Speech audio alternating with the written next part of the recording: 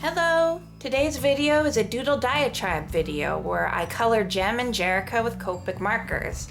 If you see my videos labeled as Doodle Diatribe, it basically means I'm gonna let my inner nerd out. Recently I saw the Gem live-action movie trailer and I was so disappointed. It gave me the burning desire to make some fan art of the Gem that I remember. This whole drawing was inspired by the Who Is He Kissing music video. If you search it on YouTube, you can check it out. It deals with Jerrica's confusion because she's dating Rio, but she suspects he loves Gem. So it's this really weird situation where she's dating him and he's kind of cheating on her, but he's cheating on her with her, so it gives her a huge identity crisis. I feel like Jerrica gets forgotten a lot. Gem is cool and she's a rock star, but Jerrica is pretty awesome in her own right too. She's the owner and manager of Starlight Music. She takes care of a mansion of orphans. She's a really strong, beautiful character. It kind of bugs me that we never really see her in the main Gem art. I understand why, because ultimately the company created Gem so that they could sell Gem dolls to compete with Barbie. But they spent so much time developing Jerrica's character, I don't know why she wouldn't have gotten a little bit of poster time. So it was really important to me to include her in this. To produce this illustration, I did a sketch in my sketchbook and I scanned it into Photoshop. From there, I altered the line art so that it was pink. The super uniform stars you see in the drawing were made in Illustrator and I edited those in. I initially hand drew the star around Jerrica, but it looked a little odd once I'd added in the other stars in the background. So I created one in Illustrator for her, though I gave it less arms because I wanted it to be a little different so it'd grab a bit more attention. I also swapped out the earrings I had drawn with Illustrator graphics too, just because I wanted them to match the shapes in the background as well. I thought it would give the drawing a little bit more unity. I had a lot of fun coloring this because I printed it on Canson Foundation watercolor paper, so it was a nice thick paper that I could actually blend a lot of color on. One thing I didn't anticipate was how the printer ink would interact with the Copic markers. I found as I kept coloring with the Copic marker, some of the ink started to wear away. I felt like it gave it more of an 80s feel though. I don't think it looks bad, but I think it's something I should keep in mind for the future for drawings where it's really important to have really strong line art. I feel like this ended up with almost a watery, colory look. For this drawing it worked out because the fading look just made me think 80s, and that's what Gem is, 80s. I was so disappointed with the Gem movie. I felt like my friend put it into really good words when she said, "Welcome to the Shattered Dreams fan club," because she grew up loving Transformers and wasn't very impressed with those movies. I think I can understand what they were trying to do. They were trying to zone in on their target audience. You know, kids who want to be famous, teenagers. That's why they changed it. But they changed so many things. They could have called the movie a completely different name and given the characters all different names, and no one would have noticed it was a Gem movie. Something I really liked about Gem was she was a strong, capable woman. As a kid, it was fun watching cartoons that had other kids and teenagers as main characters, because then you could approach it with the attitude of, well, they're a kid like me and they did cool things. But I also think it was really cool to see a strong, grown woman character to look up to. The Gem movie didn't really offer that. One of the main plot points to the original Gem is that they're trying to beat the Misfits in a music battle so that they can keep their mansion and continue to take care of orphans. I know it sounds a little hokey, but that was the story. The movie just boiled them down into petty teenagers who just wanted to be YouTube famous. It's disappointing too, because it was an opportunity to show how many 80s and early 90s kids would have come out for a live-action movie of shows they loved when they were younger. I would love a live-action She-Ra movie. So lately I've been trying something where I lay down the colorless blender ink before I start adding in the skin tone. I don't do it for everything. I just wanted to do it for this skin tone because I'd heard that the point of the colorless blender is to keep the area wet and the marker will stay wet longer and it will blend better. Up until now, it's been my impression that the colorless blender is just used for lifting color.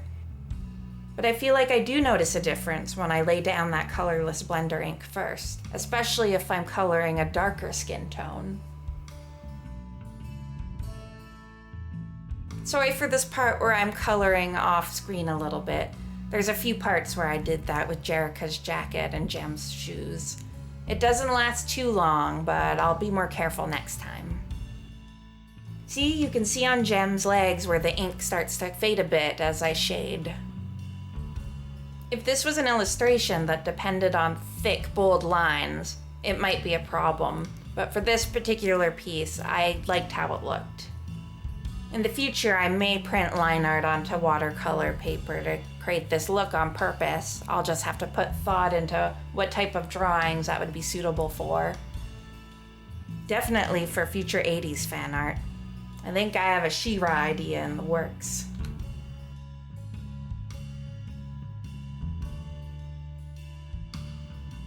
Can't emphasize enough how much fun I had blending the skin on this. I think I really need to move away from using that Staples cover stock paper.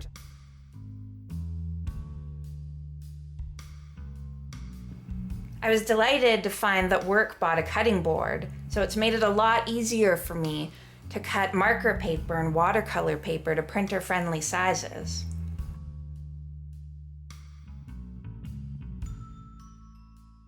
I tried to do it with scissors in the past, but I am just not gifted at cutting straight lines.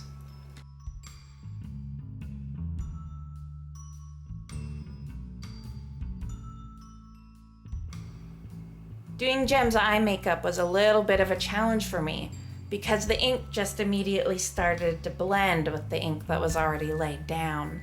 So rather than being triangles, it spread out and looked a little more blended. So I decided to wait and give it time to dry and see what I could do if I colored on top of dry skin. Jem's outfit and hair is a mix of smoky purple and blush. Generally, she is covered in pink, but I didn't want to overkill it that much. I don't have a lot of pink markers. I decided to take a little bit of artistic license and use the smoky purple to add a bit more variety.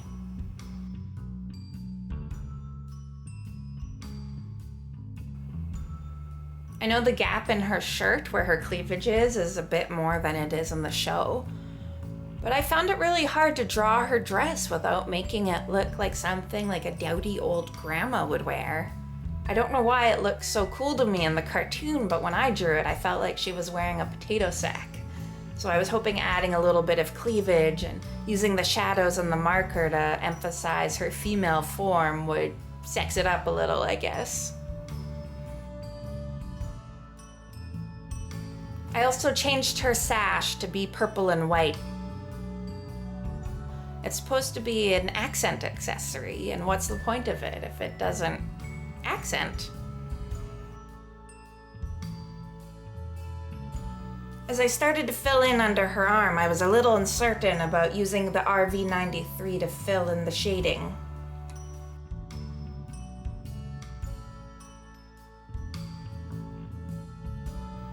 Blending the pink over changed my mind, though.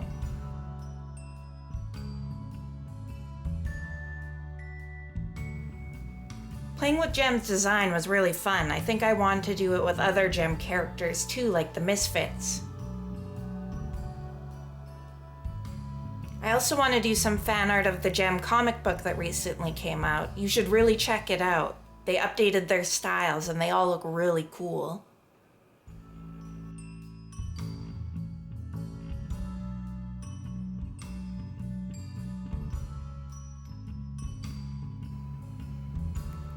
There I am, just working that skin, because I can.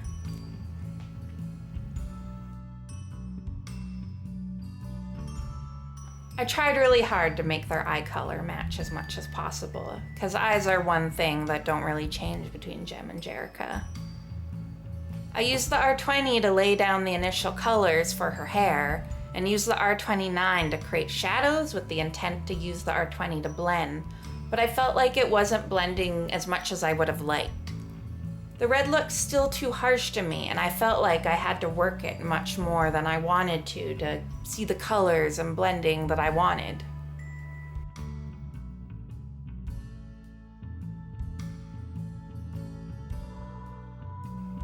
You can ignore the nose on the left side. That's my dog Momo coming to see what I'm doing.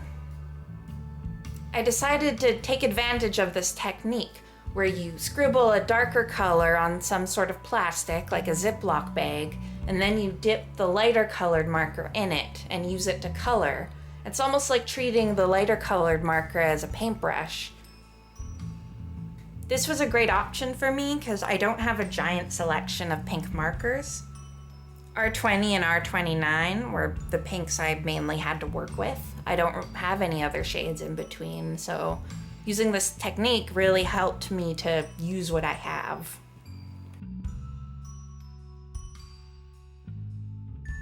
You can't see the Ziploc bag in this shot, but I was still using my light colored marker as sort of a paintbrush with the R29 color. It gave me a pinky red color that I thought was more appropriate for her eye makeup. I was happy with the solid lines it produced, so it actually looks like makeup painted on her face. Then I busted out my Sakura jelly pen and did highlights. Excuse the footage in this part. I tried to get a little fancy with my camera angles, but I don't think I altered my camera settings well enough. I'll probably have to do a little bit more research in the future.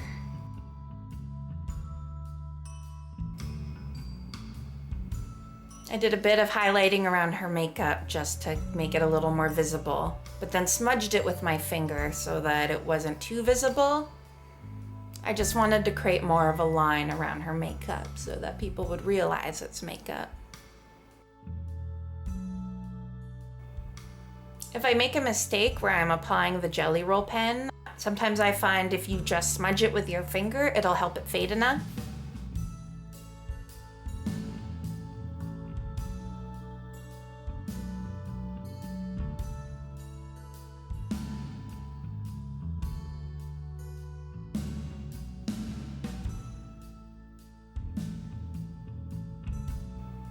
I was originally going to leave the stars in the background white, but then decided that this would be a perfect opportunity to incorporate the color of Jerrica's jacket into the drawing more.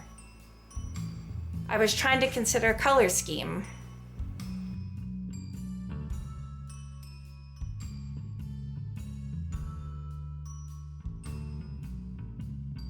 I busted out my Ziploc bag again because I don't have many purple markers and I wanted the stars to have a subtle blend.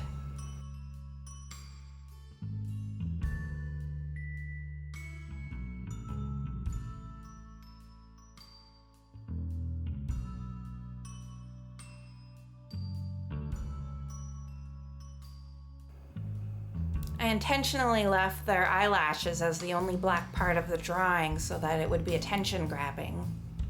Part of the 80s look is dramatic makeup to me.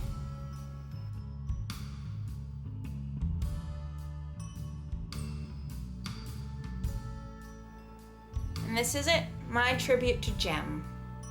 Thanks for watching, and if you liked this video, please like it and subscribe to my channel to see more.